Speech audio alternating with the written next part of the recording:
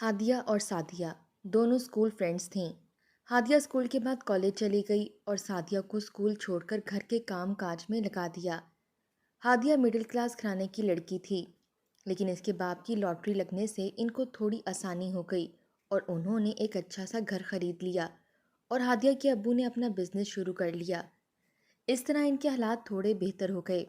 वहीं Sadia middle class family से ताल्लुक़ रखती थी, लेकिन दोनों की सोच में ज़मीन आसमान का फ़र्क था।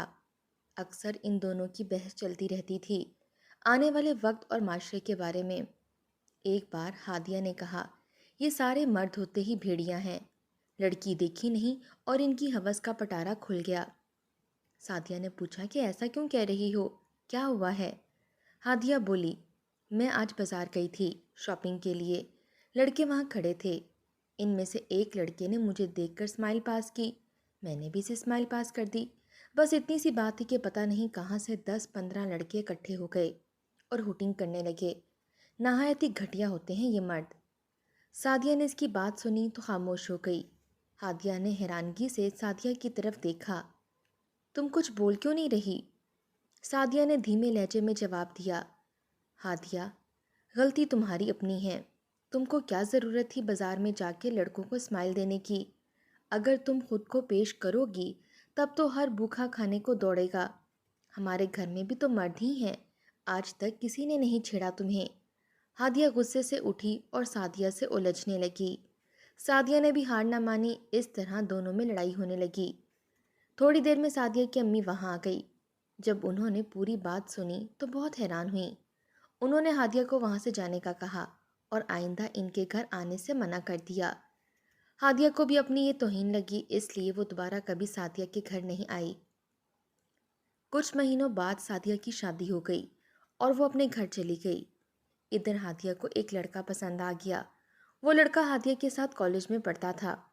हादिया ने अपने घर वालों से ज़िद करके इनको शादी के लिए मना लिया। इस तरह हादिया की शादी गफूर से हो गई। गफूर काफ़ी बाशऊर लड़का था। इधर सादिया की जिस लड़के से शादी हुई, इसका नाम अली था। अली नहायत कामचोर इंसान था, लेकिन ये बात सादिया के घर वाले नहीं जानते थे। एक बार सब लोग शादी पर गए हुए थे। सादिया घर पर अकेली थी। इसका शौहर नशे की खातिर बाहर चला गया और सादिया को घर का दरवाज़ा बंद रखने का कहा। सादिया ने ऐसा ही किया और दरवाज़ा बंद करके अपने कमरे में लेट गई। सादिया काफ़ी देर अपने शौहर के आने का इंतज़ार करती रही, लेकिन वो ना आया। रात के 12 बज रहे थे। जब सादिया को नींद आ गई, अभी सादिया सोई ही थी कि इसका शौहर वापस आ गया। बाहर से अली ने दरवाज़ा खटखटाना शुरू कर दिया। सादिया दिन भर के कामों से थक कर सो रही थी, इसलिए इसकी आंख ना खुली। अली ने थोड़ी देर दरवाज़ा खटखटाया और इसके बाद अली ने सादिया के अब्बू को कॉल की। जब सादिया के अब्बू ने कॉल पिक की तो अली झट से बोला, आपकी बेटी अपने यार के साथ रंगरलियां मना रही है। मैं घर के बाहर हूँ। इसने दरवाज़ा अंदर से बंद कर रखा है।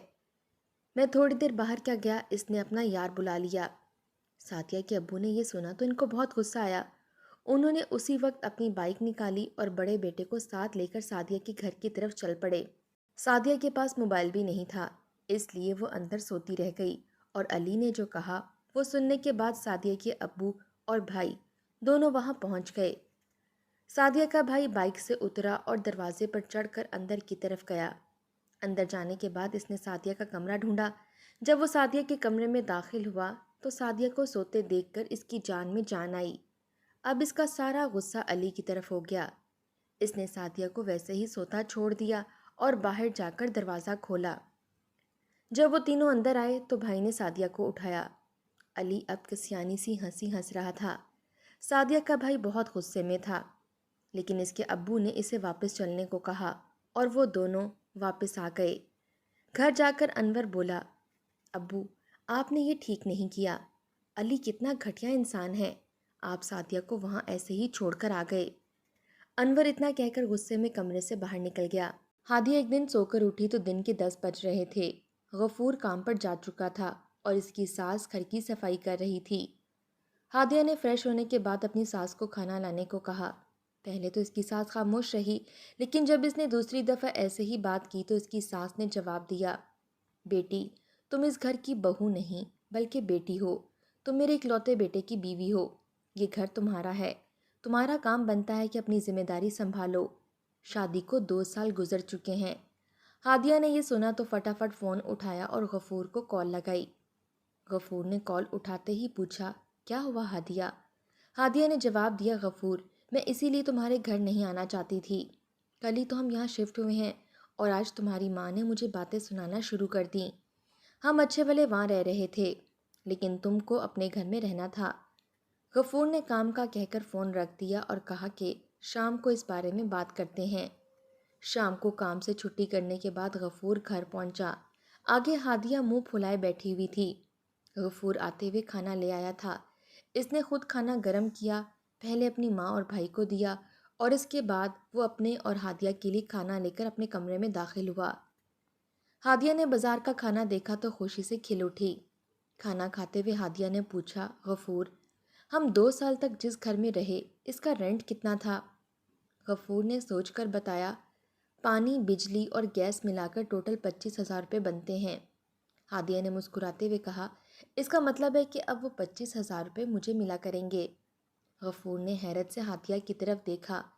پچھلے 2 سال میں وہ ہادیہ کو خوش رکھنے کے چکر میں بری طرح سے پاگل ہو چکا تھا۔ مہنگی چیزیں اور ہر چوتھے روز گھومنے کے چکر میں وہ کافی مقروض ہو چکا تھا۔ اس کے پاس جب کوئی چارہ نہیں رہا تو وہ اپنے بھائی اور ماں کے پاس شفٹ ہو گیا تاکہ تھوڑی بچت ہو جائے اور وہ ان قرضوں سے نجات پائے۔ لیکن ہادیہ کو اس بات کی قطعی پرواہ نہیں تھی۔ غفور نے مسکراتے ہوئے کہا، دیکھتے ہیں، ابھی تنخواہ بہت دور ہے۔ دوسرے دن غفور کو کام کی غرض سے دوسرے شہر جانا پڑا جہاں اس کو 1 مہینے تک رہنا تھا اور اس مہینے میں کچھ ایکسٹرا پیسے بھی ملنے والے تھے۔ وہ 1 مہینہ گزار کر واپس آیا تو راستے میں سوچ رہا تھا کہ ہادیہ کو ساتھ لے کر کہیں گھومنے جائے گا یا کوئی اچھا سا گفٹ لے کر دے گا۔ ہادیہ سے 1 مہینہ اور اپنے گھر سے دور رہنے کے بعد وہ واپس آ رہا تھا، اس لیے تھوڑا جذباتی ہو رہا تھا۔ یہی سب سوچتے سوچتے وہ گھر کے قریب پہنچا تو اپنے گھر کے باہر کھڑی پولیس کو دیکھ کر حیران رہ گیا۔ سعدیہ کو اس رات علی نے بار بار پوچھا کہ تم کیا کر رہی تھی؟ سعدیہ جو کہ سو کر جاگی تھی، وہ علی کے سوالوں سے بہت پریشان ہو چکی تھی۔ اس نے قسمیں کھا کر اپنی بات کا یقین دلانے کی کوشش کی لیکن علی کو تسلی نہ ہوئی۔ علی اس وقت نشے میں تھا، اس لیے اس نے سعدیہ کو مارنا شروع کر دیا۔ سعدیہ کو مارنے کے بعد علی بستر پر گر کر سو گیا۔ وہ نشے میں بری طرح سے دھت تھا۔ دوسرے دن سعدیہ نے ابو کو کال کی اور ساری بات بتائی۔ ابو کی بات سن کر سعدیہ حیران رہ گئی۔ وہ کہہ رہے تھے کہ ہماری عزت نہ خراب کرنا، جس گھر میں بیٹی کی ڈولی جائے وہاں سے اس کا جنازہ نکلنا چاہیے۔ سعدیہ نے روتے ہوئے کہا، ابو، میں بھائی کو کال کر رہی ہوں، میں اس جہنم میں نہیں رہ سکتی۔ سعدیہ کے ابو نے اس کو اپنی قسم دیتے ہوئے بھائی کو کال کرنے سے منع کر دیا۔ سعدیہ نے فون بند کر دیا۔ دوسرے دن علی اپنے کسی دوست کے ساتھ واپس آیا۔ وہ دونوں کافی سارا گوشت لے کر آئے تھے۔ علی نے سعدیہ کو کھانا بنانے کا کہا اور خود اپنے دوست کے ساتھ بیٹھ کر نشہ کرنے لگا۔ سعدیہ کھانا بنانے لگی۔ جب کھانا تیار ہو گیا تو سعدیہ نے علی کو آواز دی لیکن آگے سے کوئی جواب نہ آیا۔ تھوڑی دیر انتظار کرنے کے بعد جب سعدیہ دوسرے کمرے میں گئی تو وہاں پر 5 مرد بیٹھے ہوئے تھے اور علی وہاں پر نہیں تھا۔ سعدیہ نے علی کے بارے میں پوچھا لیکن ان میں سے کسی نے جواب نہیں دیا۔ سعدیہ نے دوپٹہ سیدھا کیا اور کچن کی طرف چلی گئی۔ ان کا گھر قدرے ویرانے میں تھا کیونکہ علی کے ابو اپنی زمینوں پر کھیتی کیا کرتے تھے۔ سعدیہ جب کچن میں تھی تبھی ایک بندہ کچن کے دروازے میں آ کر کھڑا ہو گیا۔ سعدیہ کے سامنے علی کا فون پڑا ہوا تھا۔ سعدیہ نے اس بندے کی نیت دیکھتے ہوئے بھائی کا نمبر ڈائل کرتے ہوئے پوچھا، آپ کچن میں کیا لینے آئے ہیں؟ انور اس وقت جم میں تھا۔ جب اسے فون کی رنگ ٹون سنائی دی، علی کا نمبر دیکھ کر انور نے فون رکھ دیا۔ جب دوبارہ رنگ ٹون سنائی دی تو انور نے فون اٹھا لیا اور کان سے لگاتے ہوئے بولا، ہیلو انور۔ ابھی جواب کا انتظار کر رہا تھا کہ سعدیہ کی چیخوں کی آواز سنائی دی۔ انور نے پاس ہی پڑی ہوئی بائک کی چابی ہاتھ میں لی اور بھاگتا ہوا بائک کے پاس پہنچا۔ دوڑتے دوڑتے اس نے ہینڈ فری نکال کر فون سے لگا لی۔ ادھر سعدیہ نے جب اس آدمی سے پوچھا کہ کچن میں کیا لینے آئے ہو تو اس نے کوئی جواب نہیں دیا۔ سعدیہ نے بھائی کا نمبر دوبارہ ملانے کے بعد اس آدمی کو باہر جانے کا کہا۔ وہ آدمی کچن کے اندر آ گیا اور بولا، اگر باہر ہی جانا ہوتا تو پیسے کیوں دیتے علی کو؟ اتنا کہہ کر وہ سعدیہ پر جھپٹا۔ سعدیہ نے زور کی چیخ ماری اور ساتھ والے کمرے کی طرف بھاگ گئی۔ اس آدمی کے باقی ساتھی بھی اٹھ کر سعدیہ کی طرف آ گئے۔ سعدیہ نے ہوشیاری سے کام لیتے ہوئے ایک کمرے میں گھس کر دروازہ اندر سے بند کر لیا۔ باہر وہ پانچوں آدمی کھڑے ہنس رہے تھے۔ سعدیہ نے کال چلتی ہوئی دیکھی تو رونا شروع ہو گئی۔ اس نے روتے روتے انور کو ساری بات بتائی کہ کیسے علی کے ساتھ کچھ لوگ آئے تھے اور اب علی غائب ہے، اوپر سے یہ لوگ سعدیہ کی عزت کے پیچھے پڑے ہیں۔ انور نے سعدیہ کو تسلی دی اور کمرے میں رہنے کا کہا۔ باہر کھڑے آدمیوں میں سے کسی نے سعدیہ کی آواز سن لی۔ اس نے باقی سب کو بھی بتایا اور وہ پانچوں وہاں سے بھاگ گئے۔ انور جب سعدیہ کے گھر پہنچا تو وہاں کوئی نہیں تھا۔ اس نے سعدیہ کو باہر آنے کا کہا۔ سعدیہ باہر آئی تو انور نے پوچھا کہ تمہارے ساس سسر کدھر ہیں؟ سعدیہ نے بتایا کہ وہ اپنے کسی رشتہ دار کی شادی پر گئے ہوئے ہیں۔ انور نے سعدیہ کو ساتھ لیا اور اسے گھر لے آیا۔ غفور تیزی سے قدم اٹھاتا ہوا گھر پہنچا۔ غفور نے پولیس کی طرف دیکھ کر یہاں آنے کا مقصد پوچھا۔ ایک پولیس والے نے آگے آ کر غفور سے پوچھا کہ وہ کون ہے۔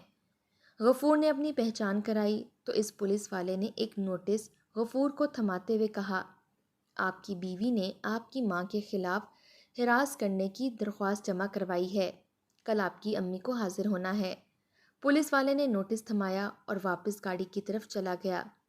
غفور نے نوٹس جیب میں رکھا اور بھائی اور ماں کو ساتھ لے کر اندر آ گیا۔ تھوڑی دیر پہلے وہ ہادیہ کے لیے گفٹ اور پتہ نہیں کیا کیا لینے کا سوچ رہا تھا، لیکن گھر آتے ہی اس کے ارمانوں پر پانی پھر گیا۔ غفور نے گھر والوں سے کوئی بات نہ کی۔ وہ چپ چاپ اپنے کمرے میں چلا گیا اور ایک کاپی لے کر بیٹھ گیا۔ وہ گزرے لمحات کو یاد کر کے کچھ چیزیں لکھنے لگا۔ دوسرے دن غفور اپنی ماں کو لے کر وہاں پہنچ گیا۔ ہادیہ پہلے سے وہاں موجود تھی۔ تھوڑی دیر میں کارروائی شروع ہوئی۔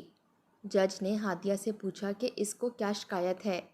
ہادیہ نے نخرے سے جواب دیا، مجھے میری ساس ہراس کرتی ہے، مجھے اپنے شوہر کے ساتھ اکیلے گھر میں رہنا ہے۔ ہادیہ کی بات سن کر غفور نے اس کی بات کی تائید کرتے ہوئے جج صاحب کو مخاطب کیا، جج صاحب، میں اپنی بیوی کی بات سے متفق ہوں، اس کو بہت زیادہ ہراس کیا گیا ہے۔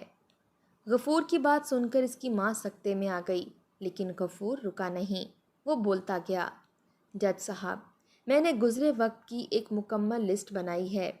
میری بیوی کو بہت بری طرح سے ہراس کیا گیا ہے، بلکہ میری بیوی پر تو تشدد بھی کیا گیا ہے۔ ادھر انور جب سعدیہ کو لے کر گھر پہنچا تو ابو نے کچھ کہنا چاہا۔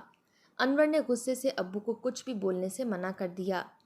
انور نے سعدیہ کی ساس اور سسر کو کال کی، لیکن ان میں سے کسی نے فون نہیں اٹھایا۔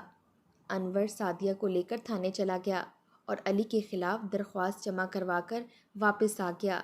کچھ ہی دن میں علی پکڑا جا چکا تھا۔ سعدیہ نے علی سے طلاق لے لی اور علی کو سعدیہ کے ساتھ ایسے سلوک کی وجہ سے جیل ہو گئی۔ سعدیہ طلاق لے کر اب اپنے باپ کے گھر بیٹھی ہوئی تھی۔ انور کا ایک قریبی دوست تھا عمر، وہ سعدیہ کے بارے میں سب جانتا تھا۔ اس نے اپنے گھر والوں سے بات کی اور سعدیہ کے لیے اپنا رشتہ بھیجا۔ انور نے جب یہ بات سنی تو اس نے بھی کوئی اعتراض نہیں کیا۔ اس طرح سعدیہ کی شادی عمر سے ہو گئی۔ غفور نے اپنی جیب سے ایک لسٹ نکالی اور جج صاحب کو پڑھ کر سنانا شروع کی، جج صاحب، میری بیوی کے گھر والے مڈل کلاس فیملی سے تعلق رکھتے تھے۔ تب ایک بار ہادیہ سے شیشے کا گلاس ٹوٹ گیا۔ اس کی ماں نے اسے بہت بری طرح سے مارا۔ اس کے بعد ایک بار اس سے ابو کی چابی گٹر میں گر گئی تو اس کے ابو نے اس کو تھپڑ مارا تھا۔ اس کے بعد ایک بار اس کی لڑائی اپنے بھائی سے ہو گئی تو بھائی نے اس کو بہت زیادہ مارا تھا۔